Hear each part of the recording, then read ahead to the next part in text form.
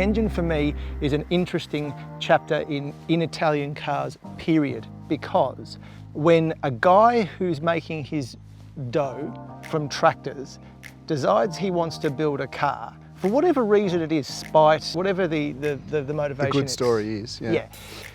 He needs an engine.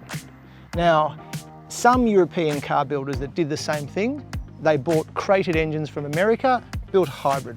That wasn't going to be good enough for Ferruccio, so he knew that he needed a power plant that was going to be, on paper at the very least, as good as Ferraris, if not better. So he knew that he needed an engineer. He went out and he found Giotto Bizzarini.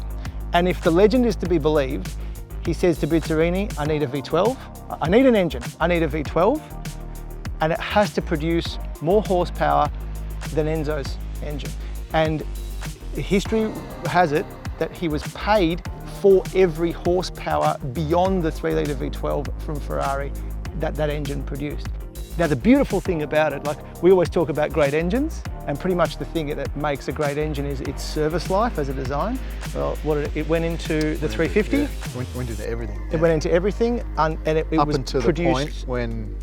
Up until Audi bought Lamborghini, so it was produced into the 90s. So it was, it went into the front of the cars, it went across the back of the Miura, it went into the back of the Countach and the back of the Diablo and the back of the Murcielago in different capacities with different cylinder head designs, and that makes a great engine because it's strident. It feels like it wants to gallop. It's a robust engine. It's not delicate engine. Not at all. You know, there's some V12s out there that are a bit delicate, and if you really treat them like I treated that one, you know, something might go wrong. But these things are really solid engines. They're a little bit prone to overheating, but when they're set up properly and looked after and serviced, they're good. To me, the interesting thing is that if you take all the components out of a Countach and lay them all out, especially the engine and gearbox and the linkage and the space frame, it's a glorious thing. It's a glorious car.